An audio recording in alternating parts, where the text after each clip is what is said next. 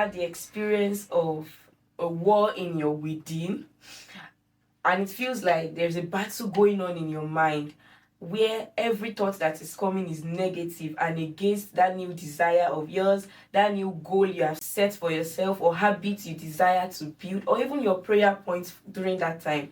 I've been in that shoes before, and the best thing I do, or one thing I find myself doing, is to sleep. So today we'll be discussing techniques to conquering the battlefield of the mind. Just sit and stay with us, and I trust that you would learn different things to put to use. So we'll be starting by asking some questions before we go to these techniques. And the first question we'll be discussing is, why is our mind a battlefield? So do you want to answer that question? Of course. Yeah. I believe this is one of my favorite topics. Okay. And I would love to look at it from different angles. Okay. Scripturally, which would be my basic place of addressing this. I'll say that as soon as man fell, the first thing that became a battle was our mind. Because the Bible told us that when God made us, we became a living soul. So something happened to our soul instantly at that point. And if you look at the soul, your soul is your mind, your emotion, and your willpower. Yes. So your mind became, our mind became a place of battle. It became, because we have memory, so it became the place where things are stored. Of course, it is meant to be, but then it become, when you've always had a white paper that got stained. Yeah. So our mind became a place of battle, it became a place of war, it became a place where it looks as though we are not the one in control of our mind. True.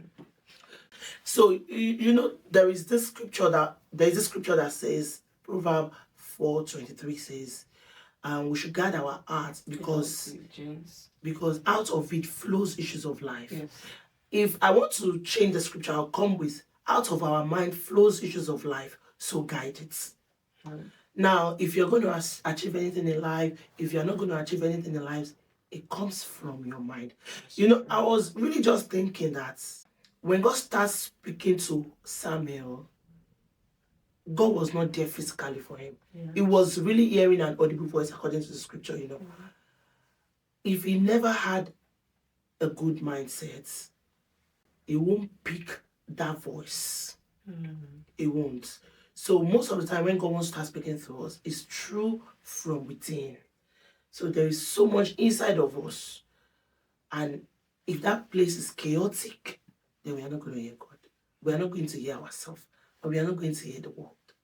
All right. Thank you very much. So the next question we'll be asking is, because when we talk about battlefield, definitely there's somebody that is against. We own our mind. We are discussing the battlefield of the mind. We are the owners of our mind, but there's somebody against for there to be a battle. So we'll be asking the question now that, what does this person actually want? The person who is against us. You can now tell us maybe who this enemy of our mind is, then what does he actually want? The enemy of our mind, I would say it's Satan. Okay. But basically, I would really say the enemy of our mind is us. Is you yourself. That was right. Now, we all know the office of Satan is to be a manipulator. Yes. Do we know? Yes. So when any thought comes up in our mind, we needed to have enough techniques to check through it, through the light. What's this on my mind? Is it me?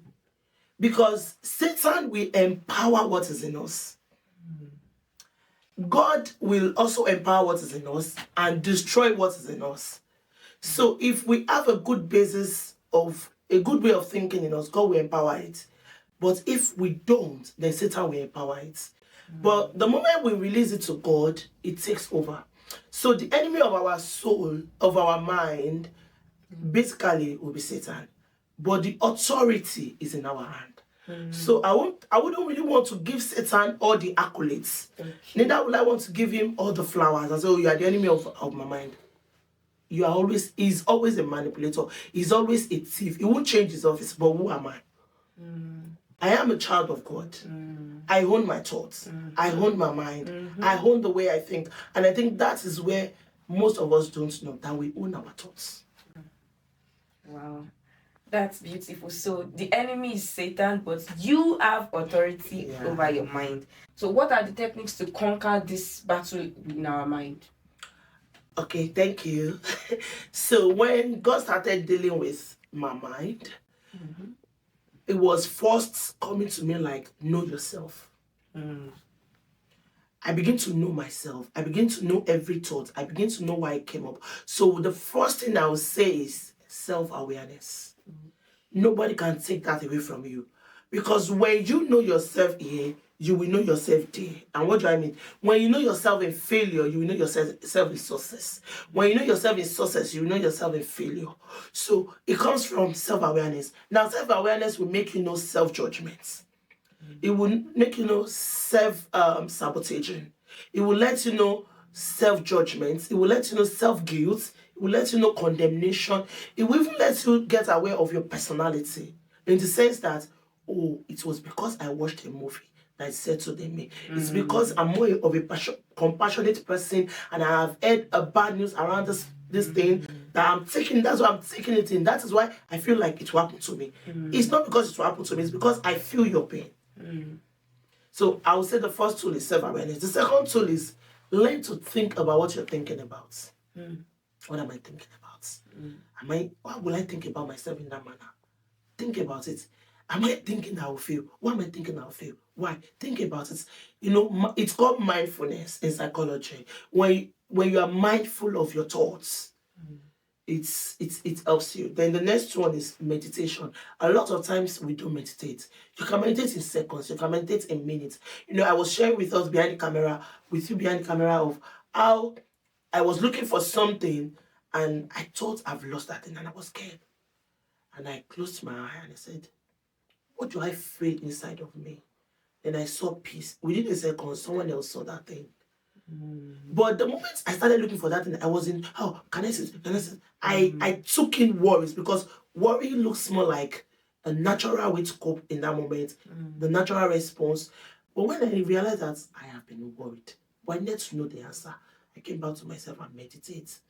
Meditation silence the noise around us and help us to focus more within us. Trust me, the more you focus within, the more you amplify that silence and you bring up peace from within. That's why the Bible told us that there is joy like a river in our soul. There is peace. Out of our belly shall flow rivers of living water.